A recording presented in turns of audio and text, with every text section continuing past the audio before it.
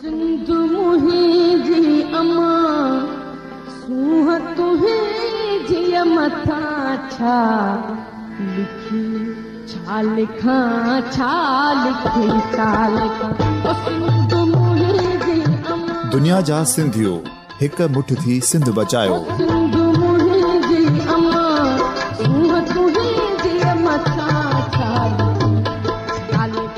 सिंध जो क़ौमी आवाज़ radio voice of Sindh London.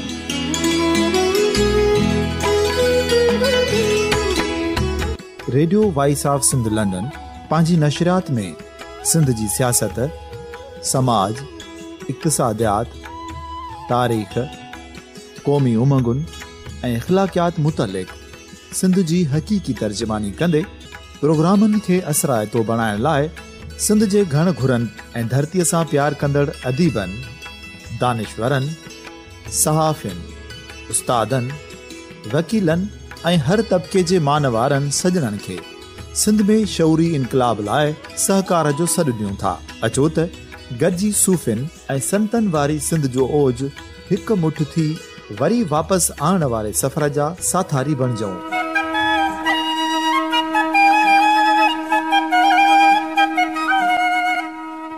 एक नए सुबह जी शुरुआत जो पड़ाडो घर घर ॻोठ ॻोठ ऐं शहर शहर ताईं पहुचायो। शाल सिंध आबाद ऐं खुशहाल थिए, सिंधी माण्हू सुखियो ऐं सताबो थिए।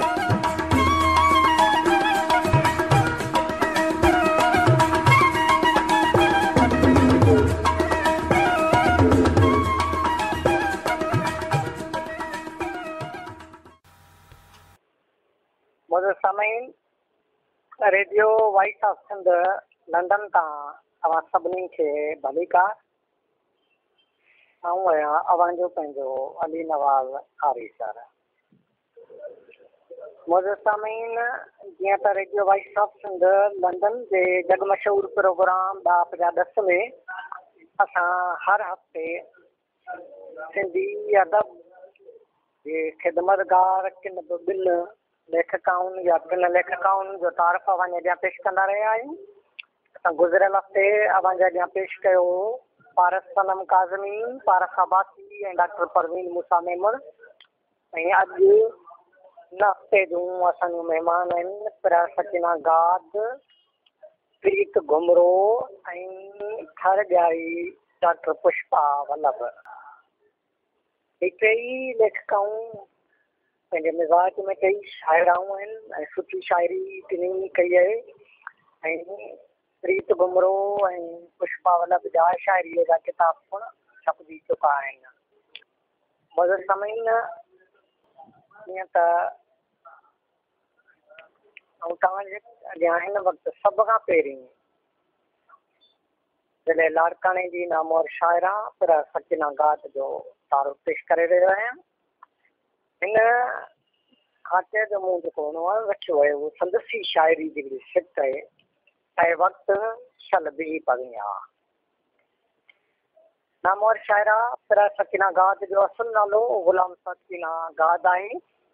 हिन 14 अक्टूबर 1971 ईस्वी ते लाड़काणे में अलावदे गाद जे घर में जनमु वरितो। इब्तिदाई तालीम गवर्नमेंट प्राइमरी स्कूल अलीगोराबाद लाड़काणे मां, मैट्रिक गर्ल्स हाई स्कूल लाड़काणे मां हासिलु कयईं। एमए करण खां पोइ MBBS जी डिग्री चांदका मेडिकल कॉलेज लाड़काणे मां 1992 ईस्वी में हासिलु कयईं। पाण हिन वक़्तु मिड फ्री स्कूल 7 दादूअ में प्रिंसिपल तौरु ख़िदमतूं अंजाम ॾेई रही आहे। हिन नंढपण खां ई लिखणु शुरू कयो। संदसि लिखणियूं मुख़्तलिफ़ अख़बारनि, रिसालनि, नई ज़िंदगी, टमाई मेरान, सरतियूं, सोजरो, गुलफुल, मुर्क ऐं ॿियनि में छपनि जूं रहनि थियूं।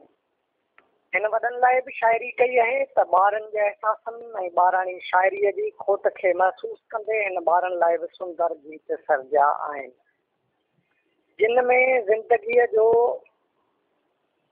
हक़ीक़ी अक्स लिया पाईंदे नज़र अचे थो। 20 सदीअ जे पछाड़कनि ॿियारनि में शाइरीअ जे मैदान में छायल रही ऐं संदसि शाइरी चंड जे किरणनि जियां पूरी काइनात ते रोशनी कंदी रही। अञा बि थकी नाहे अञा बि जो कलम सरमस्तीअ में आहे उहा निहायत पुख़्ती शाइरा आहे। हिन वटि लफ़्ज़नि जो अर्थ आहे त लहजो असलूब जो वणंदड़ आहे। ॿोलीअ जी उसनाची सिंध शाइरीअ खे शहबाज़ जी परवाज़ अता कई आहे। संदसि हिकु गज़ल हिते ॾियां थो जेको पिरह हीर जीअं थधो थांयरो हूंदे बि पीड़ा महसूसु कराए थो। हर पल हर वक़्तु तोखे ॾिसणु चाहियमि, हर पल हर वक़्तु तोखे ॾिसणु चाहियमि, न ॾिठमि ॾींहुं न राति तोखे पसणु चाहियमि। तुंहिंजी हर पल जुदाईअ जीअ झोरियो, तुंहिंजी हर पल जुदाईअ जीअ झोरियो, हर पल तोसां गॾु रहणु चाहियमि। सभु अरमान आसरा निराश थिया तोखे दिलि सां सॾे तोखे ॿुधणु चाहियमि। ऐं वक़्तु शल दीप में आहे महबूब सां के लम्हा गुज़ारणु चाहियमि। ऐं दिलि तूं सिकणी छो आहे हुसन वो जमाल महबूब जो पसंदि चाहियमि। संदसि हीअ गज़ल फनी तोड़े फिक्री लिहाज़ खां शाइरीअ जे सभिनी लवाज़मातनि ते पूरो लहे थो। मजसा आर्ट आहे, इश्क जी रमज़ बि आहे, त हिकु आशाब आहे जंहिंखे हू निराशा करणु नथी चाहे। हिन लफ़्ज़ ॿ ठेठ सिंधी ॿोलीअ जा इस्तेमालु कया आहिनि। मिसाल तौरु दिलि जो सिकणी छो आहे, लफ़्ज़ सिकणी ॻाल्हाइजंदड़ ॿोलीअ जो ठेठ लफ़्ज़ आहे जे सच त पूरे गज़ल में साह विझी छॾियो आहे। जीअं जुड़णु तोखे पसंदि आस जो निराश थियणु वक़्त जो बीह रहणु महबूब जो जमाल पसंदि पूरो गज़ल मौसीक़ियत ते ॿधलु आहे। जेतोणीकि मूं वटि संदसि समूरी शाइरी मौजूदु न आहे जो तफ़सीली छंछाण करे सघिजे, पर जॾहिं आउं गज़ल जे सितार खे ॾिसां थो त यकीन सां चई सघिजे थो त हिन जी समूरी शाइरी पुख़्तगीअ ते ॿधलु हूंदी ऐं संदसि हर सिट में तंबूरे जे तार जो रिदम हूंदो। पिरह सकीना शाइरा सां गॾु समाजी वर्कर बि आहे। हू ह्यूमन राइट्स जी मेंबर लेडीज़ विंग जी नाइब सदर बि आहे। इंसानी हक़नि जे तंज़ीम सां लाॻापियल रहण करे हू सिंध जे हालतुनि जो सरसरी जाइज़ो वठंदी रहे थी। ऐं संदसि शाइरीअ में बि उन्हनि जी अकासी नज़र अचे थी। संदसि हिकु किताब छपाईअ लाइ तयारु आहे। पाण हिन वक़्तु लाड़काने में रिहाइश पज़ीर आहे। मुंहिंजे साम्हूं हीअ असांजी लाड़काने ज़िले जी शाइरा पिरह सकीना गाद जंहिंजो हिकु गज़ल बि मूं अवां जे अॻियां पेश कयो, जंहिंमें बि हिकिड़ी आस आहे, हिकिड़ी निराश आहे, हिकिड़ी पीड़ा आहे ऐं निहायत वणंदड़ सिटा में गज़ल लिखियलु हुयो। ऐं अॼोके हिन प्रोग्राम जी असांजी ॿी जेका लेखिका आहे प्रीत घुमरो। बाख जी लालाण थी जरके जिते नई चईअ जी नौजवान शाइरा प्रीत घुमरो 6 मई ते नए दरे ज़िले लाड़काने में जनम वरितो। संदसि वालदे जो नालो मेहर अली घुमरो आहे। पाण सुठी शाइरा, कालम नवीस ऐं कहाणीकार आहे। हिन लिखण जी शुरूआति 2003 ईस्वी खां कई। संदसि पहिरीं तख़लीक़ नज़म मावार ॾात ख़ैरपुर में छपी। उन बाद हू मुसलसिल लिखंदी रहे थी। पाण हिन वक़्तु पीर जो ॻोठ तालके किंगरी ज़िले ख़ैरपुर मीरस में रिहाइश पज़ीर आहे। प्रीत नसर तौर नज़म में भरपूर निभा कयो आहे। हिन जी ॿोली सादी सिलोणी ऐं आम फ़हम आहे। संदसि ख़याल आम समाजी पसमंज़र नुमाइंदगी कंदड़ आहिनि। जेतोणीकि संदसि शाइरीअ में फ़नी खोट महसूसु थिए थी, लेकिन हिन जी शाइरीअ में ॾात जा ॾिया झरकंदे नज़र अचनि था। हिन जेकॾहिं इल्म उरूज़ तरफ़ थोरो बि ध्यानु ॾिनो त सुठी शाइरा बणिजी सघे थी। शाइरीअ जो तालुक़ु इंसान जे अंदरि जे अहसासनि सां हूंदो आहे। शाइर जे मुशाहिदे में जेका शइ ईंदी आहे उनखे ई उहो अमली रूप ॾींदो आहे। शाइर नसलनि जी तर्जमानी बि कंदा आहिनि त शाइर हलंदड़ दौर जा सुहिणा हूंदा आहिनि। हूअं बि अदब जो समूरो तालुक़ु पंहिंजी क़ौम सां हूंदो आहे। जेको अदब पंहिंजी क़ौम जे लाइ तख़लीक़ थियलु हूंदो आहे उहो ई अदब तख़लीक़कार खे मञता ऐं मानता ॾियारींदो आहे। असांजे हिन शाइरा जा समूरा ख़्याल पंहिंजे आस पास जे माहौल जी नुमाइंदगी कनि था ऐं पंहिंजी क़ौम जी जागृता कंदड़ आहिनि। तंहिं करे विसूख सां चई सघिजे थो त हू ईंदड़ वक़्त जी नुमाइंदा शाइरा आहे। हिन जी शाइरी में रोमानियत जी झलक अचे सिंधी ऐं हिंदी शाइरी में हक़ीक़त निगारी बि समायल आहे। जेतोणीकि संद लफ़्ज़ सादा आहिनि पर शाइरी जे मयार ते पूरो लहनि था। हिते संद हिकु गज़ल ॾियां थो जेको भरपूर रिदम जो आवाज़ पैदा कंदड़ आहे।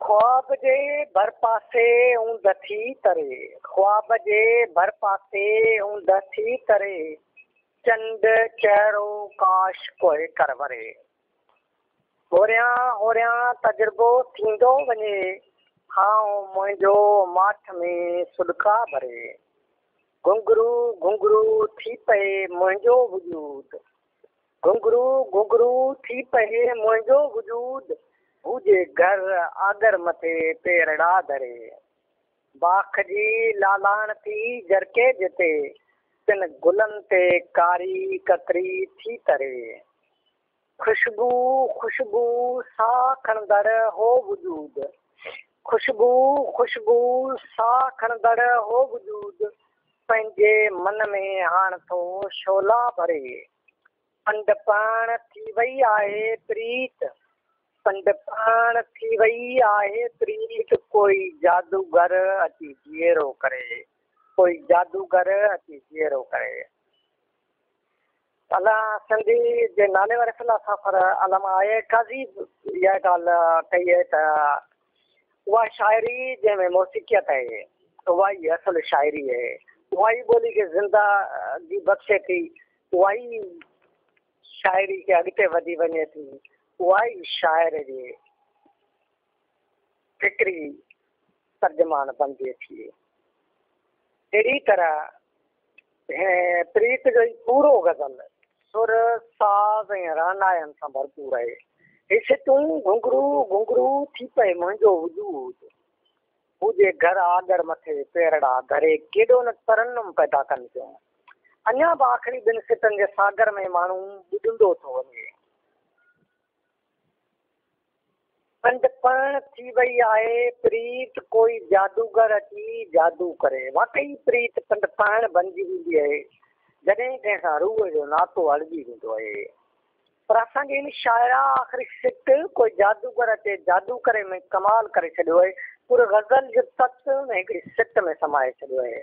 या वरी ॻोठाणे पसमंज़र में लिखियल संदसी ॿियो गज़ल ऐं अव्हांजे समातनि ताईं पहुचाइण ज़रूरी थो सम्झां, छाकाणि जो हिन गज़ल में ॻोठड़ो वसियल आहे। ऐं असां सभई जेके जेके माण्हू हिन वक़्तु radio voice of Sindh London खे ॿुधी रहिया आहियूं ऐं आऊं सम्झां थो त इमदाद उहिदे खां वेंदे ॿिया अलाए केतिरा असांजा माण्हू आहिनि जेके समूरा पंहिंजी धरती खां परे आहिनि, पंहिंजे ॻोठनि खां परे आहिनि, पंहिंजे मारूअड़नि खां परे आहिनि, पंहिंजे ॻोठ जे भिटियनि खां परे आहिनि। उन्हनि सभिनी जे दिलनि जी तर्जुमानी कंदड़ ई गज़ल आहे। ॻोठ जूं घिटियूं विसरियूं न आहिनि, ॻोठ जूं घिटियूं विसरियूं न आहिनि, प्यारियूं वस्तियूं विसरियूं न आहिनि, शहर किशुअ ते लिखियल तुंहिंजा चाह जूं चोंडूं विसरियूं न आहिनि, खोड़ ख्वाबनि संदियूं साईं, खोड़ ख्वाबनि संदियूं साईं, तुंहिंजूं मिठियूं विसरियूं न आहिनि, हिकिड़ो ठाहियल घर काननि जो, गारे भिटियूं विसरियूं न आहिनि, विसरियूं न आहिनि, प्यार प्रीत खां तुंहिंजूं ॻाल्हियूं विसरियूं न आहिनि। वाकई ॻोठ जूं वस्तियूं कंहिंखां थो विसरी सघनि।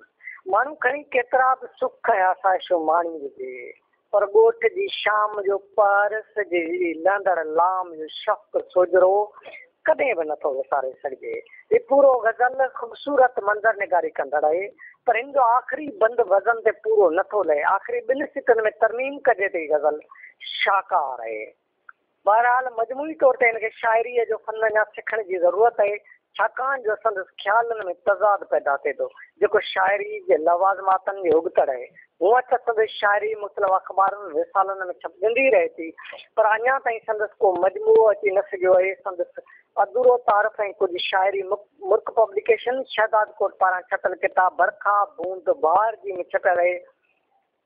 हिन जी शाइरीअ जा ॿ किताब सिंधड़ी ऐं रूह रमतो जो बि छपाईअ जे आख़िरी मरहले में आहिनि। हीअ असांजी प्रीत घुमरो जंहिंजो ॻोठाणनि भिटियुनि ते, ॻोठ ते, ॻोठाणनि ॻाल्हियुनि ते, ॻोठाणनि यादगिरियुनि ते या हिते ख़ूबसूरत गज़ल हो जेको मूंखे तमामु घणो वणियो ऐं यकीन सां चवां थो त सभिनी खे वणियो हूंदो। ऐं हाणे असांजी जेका ॿी लेखिका जेका अॼोके प्रोग्राम जी आई उहा आहे पुष्पा वल्लभ। ही सिंध जे नाले वारे अदीब, मुतरजम ऐं कहाणीकार, एडिटर बलीराम वल्लभ जी धीउ आहे ऐं हीअ बि मूं वांगुरु हर जाई आहे। पुष्पा वल्लभ ऐं तव्हांखे सभ खां पहिरीं हिकिड़ो ख़ूबसूरत नज़म पुष्पा जो ॿुधायां, हुन खां पोइ हुन ते पाण ॻाल्हायूं था। मन जी तंद तंद तवारे थी, मन जी तंद तंद तवारे थी, जिस्म जी रग रग पुकारे, सिंध मुंहिंजे रूह में आहे, हुनजी मिटी मुंहिंजो सिंदूर आहे, हिन जी ॿोली माउ जी मिठी लोली आहे, बीजल कंवर चंदर भगवंती, सरमंद जुमन आबदा सखीराणी, मुंहिंजो आवाज़ आहिनि हिन जा शाइर शाह सचल सामी, मुंहिंजी ॾात आहिनि हिन जा पखी, मुंहिंजी लात आहिनि, हिन जी ज़मीन मुंहिंजो ज़मीर आहे, मुंहिंजी नदी सिंधू आहे, जिते मुंहिंजे हॾनि जा फल तरंदा ऐं मुंहिंजे रूह जा कंवल टिड़ंदा ऐं मुंहिंजे रूह जा कंवल टिड़ंदा। हिकिड़ी निंड मां जाॻाईंदड़ हिननि सिटनि जी ख़ालिक थर जाई उहा नींगरी आहे, जंहिं बारोतण में वारीअ जा घरड़ा ठाहींदे अखियुनि में ताजमहल जोड़ण या सपना सांडण बजाए ख्वाबनि जे खीमनि जी तमन्ना खे पंहिंजे अंदर में सांधियो, छाकाणि जो हिन ॾुकारियल दे थर में रोज़ जो केतिरा ई ख्वाब टुटंदे ॾिठा हुआ, केतिरियूं आसूं बेकफन दफ़न थींदे ॾिठियूं हुयूं। हीअ उन सदोरे देश जी दयाणी आहे, जंहिं मथे जॾहिं मींहुं कणियूं पवंदियूं आहिनि त उन देश जूं छातियूं कंहिं कुंवारी वेंगस जियां फाटण लॻंदियूं आहिनि। अहिड़े देश में जॾहिं हू निर्मल नेणनि में ख़ूबसूरत ख्वाबनि बजाए बुख बदाली बेवसीअ जा घोड़ा ॾिसे थी त हू दिलि दिलि में वतन करे थी त आऊं अव्हां जे ख्वाबनि खे पंहिंजी कलम जी नोक सां टांकींदसि, आऊं अव्हां जे अधूरनि आसुनि खे पंहिंजे तहरीरनि में समाईंदसि ऐं पोइ वाक़ई हुन पंहिंजे देश जे ॿारनि जूं मुर्कूं निर्मल नेणनि जा ख्वाब पंहिंजे तहरीरनि में ईअं समाए छॾिया जीअं थर जी बारी मींहुं कणनि खे पंहिंजे अंदर में जज़ब करे छॾींदी आहे। अहिड़नि तहरीरनि जी तख़लीकार पुष्पा वल्लभ जो नालो न हिन देश लाइ नओं आहे ऐं न सरहद पार वसंदड़ सिंधियुनि लाइ नओं आहे ऐं न वरी असां ईंदड़ नसलनि लाइ नओं रहंदो।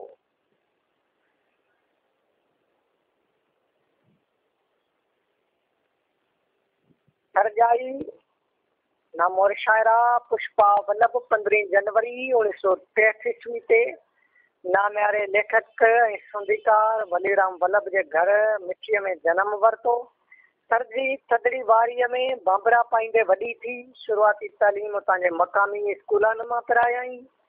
वधीक तालीम हासिल करण लाइ उहा हैदराबाद आई। नुज़रत कॉलेज मां inter, tutorial medical college Nawabshah मां 1986 ईस्वी में MBBS ऐं कराची यूनिवर्सिटी मां माइक्रोबायोलॉजी में MPhil जी सनद वरिताई।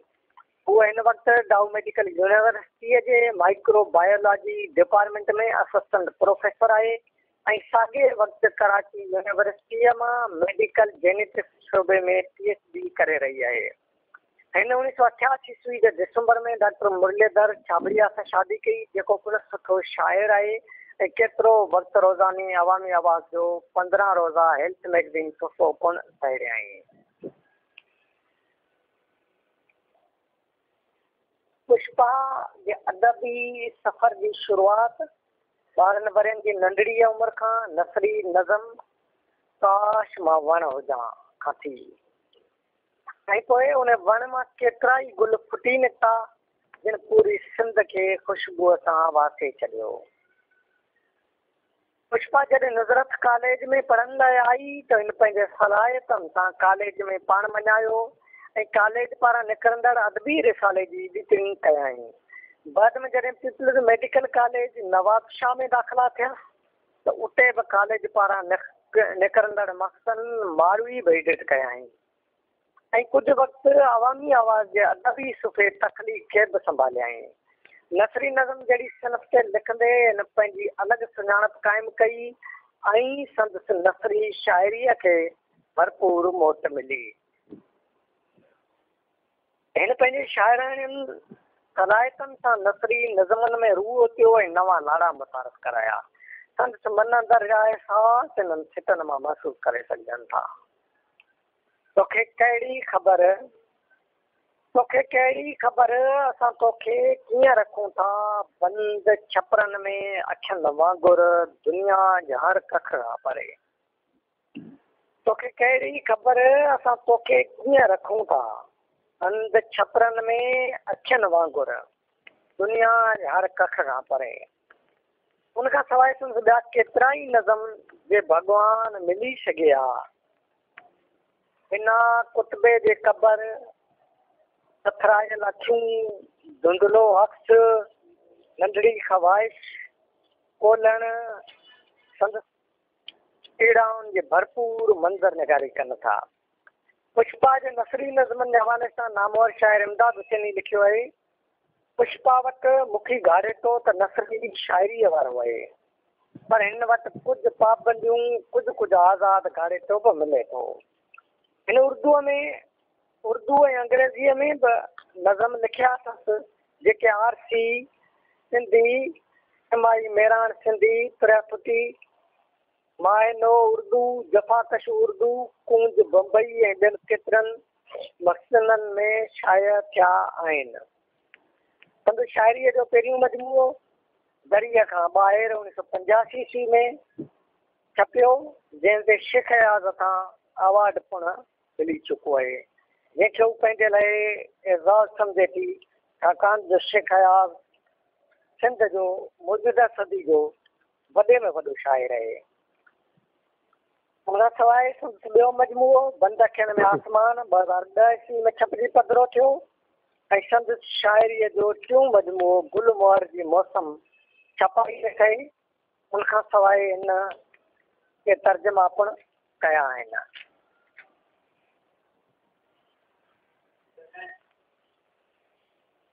जी मौजूद सामीन,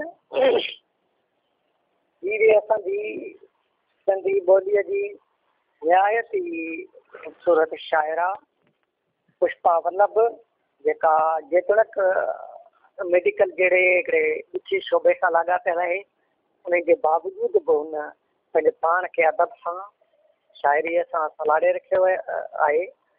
ऐं हिकिड़ी निहायत आम ॻाल्हि हिकिड़ो मेडिकल जो शोबो जंहिंजे लाइ असां ईअं चऊं त बैराउन शोबो बि आहे, जो हू मासूम खां मासूम ॿार जो ऑपरेशन करण वक़्तु बि डॉक्टर जे अखियुनि मां लुड़क कोन ईंदा आहिनि। ऐं हिकिड़ी राति जे ॼावल ॿार खे इंजेक्शन हणण महिल बि उन डॉक्टर जा हथ कोन ॾकंदा आहिनि। ऐं ॿिए पासे शाइरी आहे, अदब आहे, जेको इंतिहाई निहायत एहसास मौज़ू आहे। ऐं शाइर कंहिं माण्हू खे दुख में ॾिसी कोन सघंदो आहे, कंहिंजे अखियुनि में लुड़क बर्दाश्त कोन करे सघंदो आहे, पर असांजी हीअ जेका शाइरा आहे पुष्पा छा ॿिन्ही शोबनि सां लाॻापियल आहे। मेडिकल जहिड़े ॾुखे ऐं आम ऐं कहरी शोबे सां बि वाबस्ता रही ऐं त हेॾा शाइरी बि तमामु गहराई वारी शाइरी कई अथसि। इन जा आज़ाद नज़म तमामु हिकिड़ी बारीक बिनी गहराई वसी पसमंज़र रखंदा आहिनि। तो बहरहाल कॾहिं कॾहिं माण्हू हादसाती तौर ते हिकिड़ी फील्ड मां निकिरी ॿी फील्ड में, ॿी मां निकिरी टी फील्ड ताईं बि सफ़र कंदो आहे। तो असांजी इन पुष्पा वल्लभ जा बि इहे ई सफ़र ईअं ई जारी आहिनि। ऐं आउं सम्झां थो पुष्पा खे मेडिकल शोबे जी थी सघे थो त हुनजी पंहिंजी चूंड हुजे, ऐं जेको अदबी पासो आहे उहो हुनखे शायदि पंहिंजे वालिद वॾेराम वल्लभ खां विरसे में मिलियो आहे, जो हू पंहिंजे वालिद जी उन विरसे में मिलियल अदब खे ईअं सां लॻाए हुनखे सांडे पई थी अचे। ऐं ताज़ो ई साईं वॾेराम वल्लभ सां जेको मिलण जे लाइ वियोसि, हू हींअर जेतोणीक बीमार आहे उनजे बावजूद बि ज़हनी तौर ते हू तयारु आहे। हुन सेक्रेटरी थी ऐं हुन वक़्तु ते मूंखे हिकिड़ो फाइल कढी ॾेखारियो हो, जेको शायदि 1970 या 80 वारे ॾहाके जो हो, जॾहिं हू RC मैगज़ीन कढंदो हो। उहो फाइल करे ॾेखारियईं त उन में हैरत अंगेज़ इहा ॻाल्हि हुई त उन में सिंध जे तमामु वॾनि नाले वारनि शाइरनि जा हथ अखर मौजूदु हुआ, जंहिंमें शेख हयात, तनवीर अब्बासी, हसन दरस, वाजिद ऐं असांजो कोटड़ीअ जो कहाणीकार जेको कोन हाणे हिन दुनिया में कोन रहियो आहे, असीर मल्हा, शौकत शोरो ऐं ॿियनि केतिरनि ई। पोइ उन वक़्त ते हुन मूंखे चयो त बाबा हीउ जेको फाइल आहे इहो मूं वटि सांजो त हेसि ॾांहुं सांडे रखंदो आयो आहियां, त हाणे मुंहिंजी तबियत ठीकु नथी रही, हिनखे आउं कंहिंजे हवाले कयां, केॾां कयां। हीअ जेके आहिनि पना जेके आहिनि ॾींहों ॾींहुं ख़राबु थींदा था वञनि ऐं इलाही जेके आहिनि ज़ईफ़ थींदा था वञनि, कमज़ोर थींदा था वञनि। हिननि जे लाइ को रस्तो कढिजे, को हल ॻोल्हिजे। पर मूं मूंखे सलाह ॾिनी हुई त हिकिड़ो 2 मैगज़ीन सुठा निकिरनि था, उन्हनि जे हवाले करियो त हू इहो जेको तारीख़ी मवाद आहे, तारीख़ी दस्तावेज़ आहे, उन्हनि में महफ़ूज़ करे सघनि। तो बहरहाल हीउ घराणो ई हिकिड़ो अहिड़ो घराणो आहे जंहिं घराणे खे अदब जो क़दुरु आहे, इल्म जो क़दुरु आहे, शाइरी जो क़दुरु आहे, ॿोली जो क़दुरु आहे, पंहिंजी धरती जो, पंहिंजे वतन जो क़दुरु आहे। तो असांजी हिन पुष्पा जो अहिड़े घराणे सां तालुक़ु हुजणु हुनजे लाइ वॾो एज़ाज़ आहे। मुंहिंजो सामईन इहो असां जूं सिंध जूं 3 आम शाइरूं जिन जो तारीफ़ मूं अव्हांजे अॻियां पेश कयो, उन्हनि जा कुझु ग़ज़ल, कुझु नज़म बि अव्हांजे समातनि में पहुचाया। ऐं हाणे ईंदड़ हफ़्ते ताईं ॾींदा पंहिंजे मेज़बान अली नवाज़ हारी सर खे इजाज़त। सिंध सलामत, पाक सलामत। अव्हांजी समातुनि ताईं radio voice of Sindh London